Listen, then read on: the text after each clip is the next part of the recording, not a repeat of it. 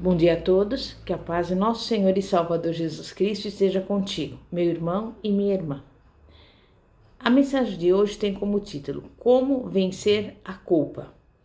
Para isso nós vamos abrir a palavra de Deus no Salmo 51, que diz assim, Compadece-te de mim, ó Deus, segundo a tua benignidade. Apaga as minhas transgressões, segundo a multidão das tuas misericórdias. Lava-me completamente da minha iniquidade e purifica-me do meu pecado. Pois eu conheço as minhas transgressões, e o meu pecado está sempre diante de mim.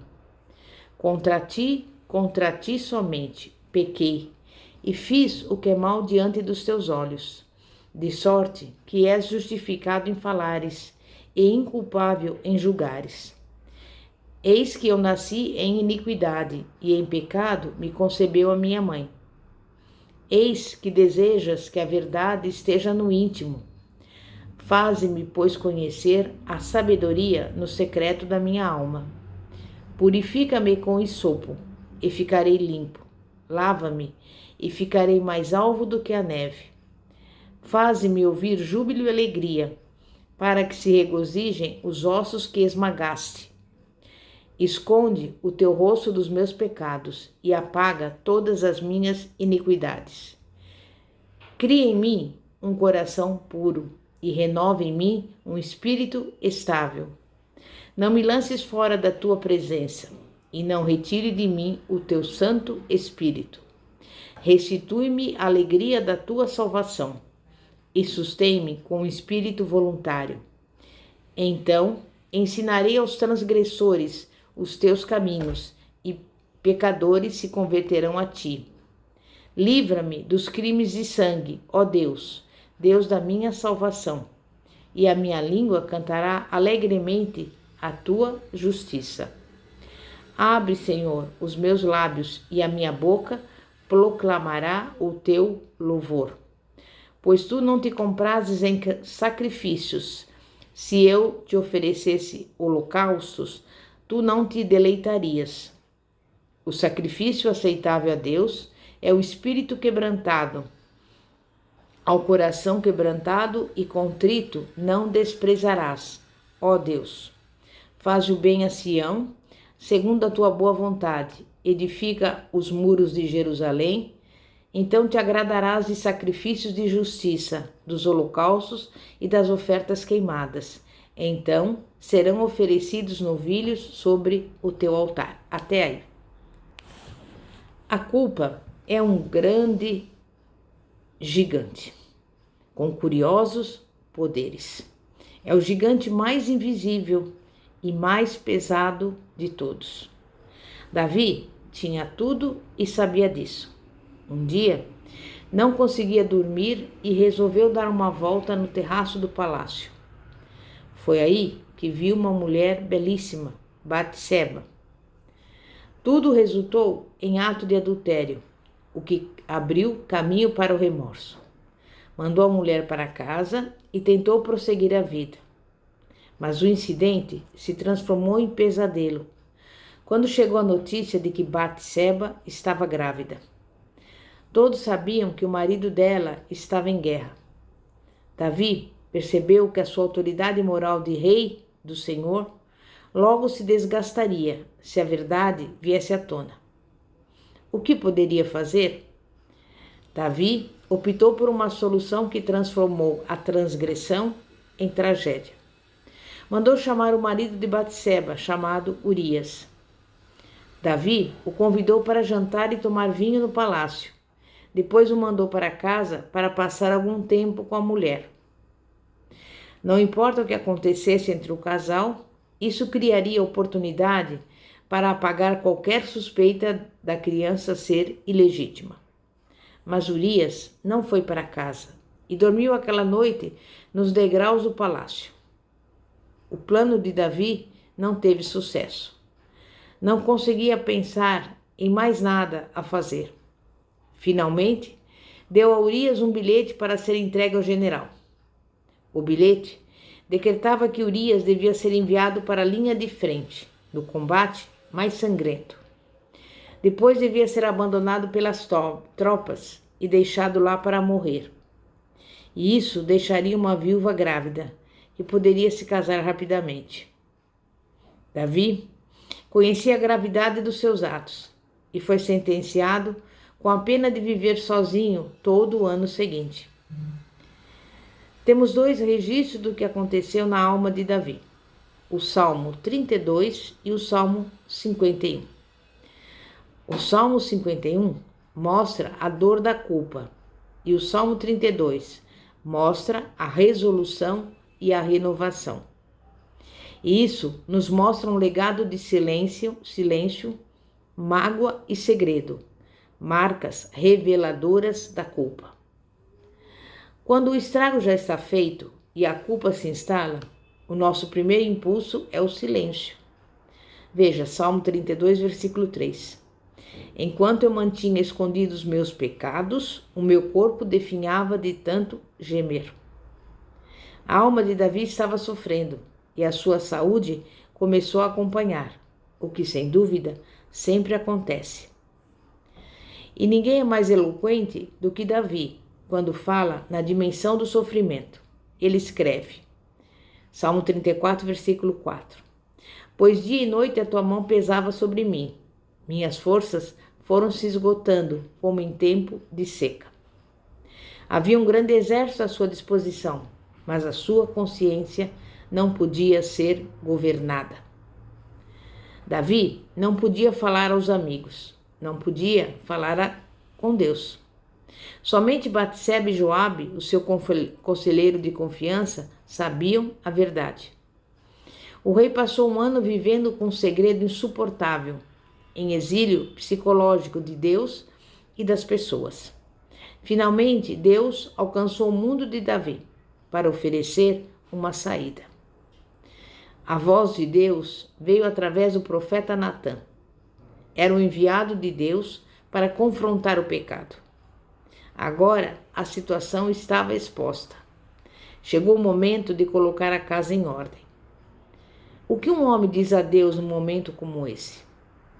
Davi assumiu a responsabilidade da sua culpa, do seu pecado. É preciso assumir a culpa para podermos nos distanciar dela.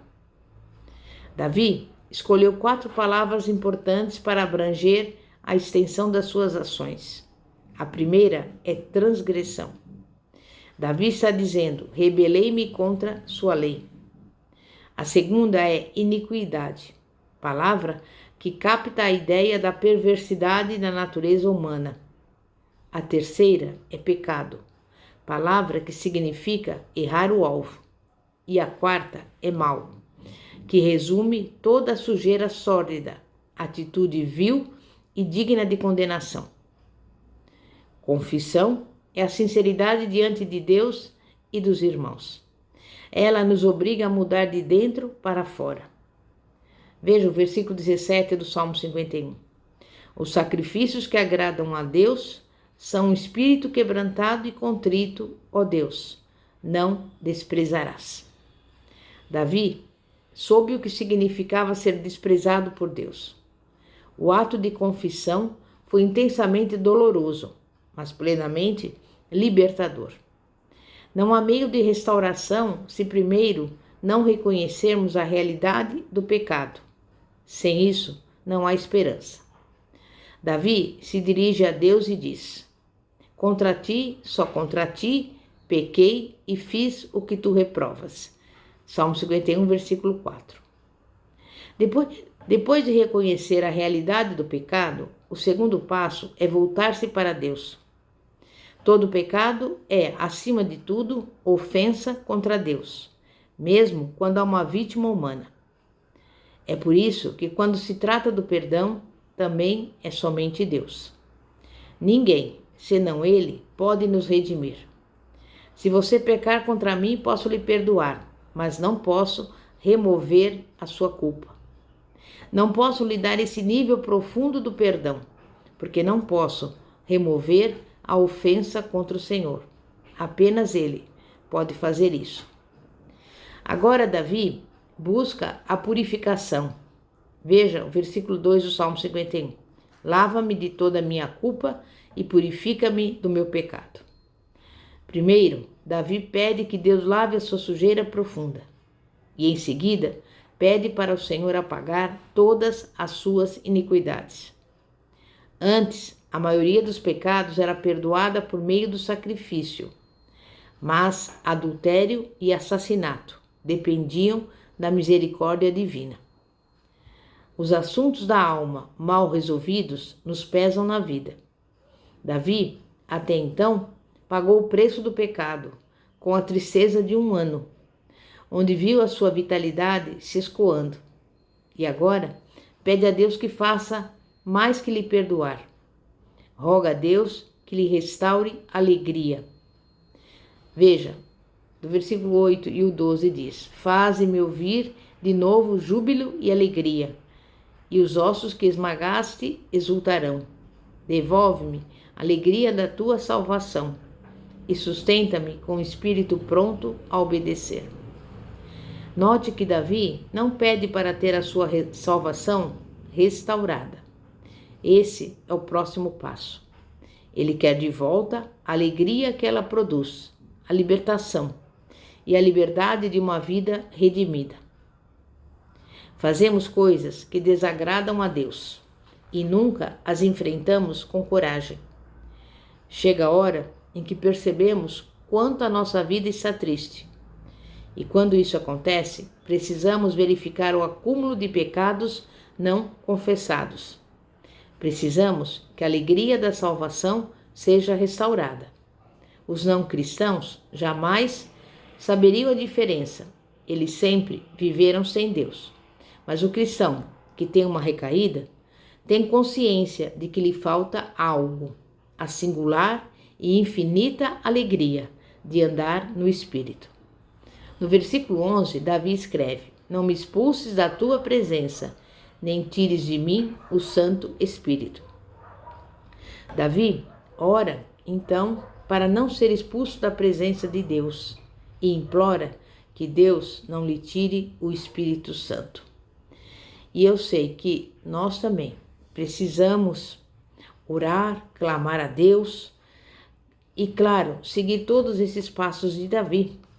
Precisamos reconhecer o nosso pecado, confessá-lo e pedir a Deus que venha restaurar a nossa alegria, porque somente a partir desse momento é que poderemos ter redimido tudo aquilo que fizemos e que não agrada ao Senhor. E que você possa refletir sobre essa mensagem de hoje. Você que talvez tenha pecado e tenha tido um pecado, como por exemplo o adultério, e tem sofrido com isso, até mesmo nem conseguido dormir. Mas nós sabemos que Deus agiu na vida de Davi e da mesma forma Ele pode agir na nossa vida em nome de Jesus. É momento de oração. Santíssimo Deus e poderoso Pai, Pai de nosso Senhor e Salvador Jesus Cristo, neste momento nós estamos aqui diante do Senhor confessando os nossos erros, as nossas falhas, as nossas transgressões, as nossas iniquidades, enfim, confessando os nossos pecados e pedimos que o Senhor venha nos purificar, que o Senhor venha nos limpar, que o Senhor venha nos lavar. Nós assumimos o compromisso, Pai, de não pecar contra Ti. É claro que somos falhos, somos pecadores, mas nós queremos seguir o caminho da obediência.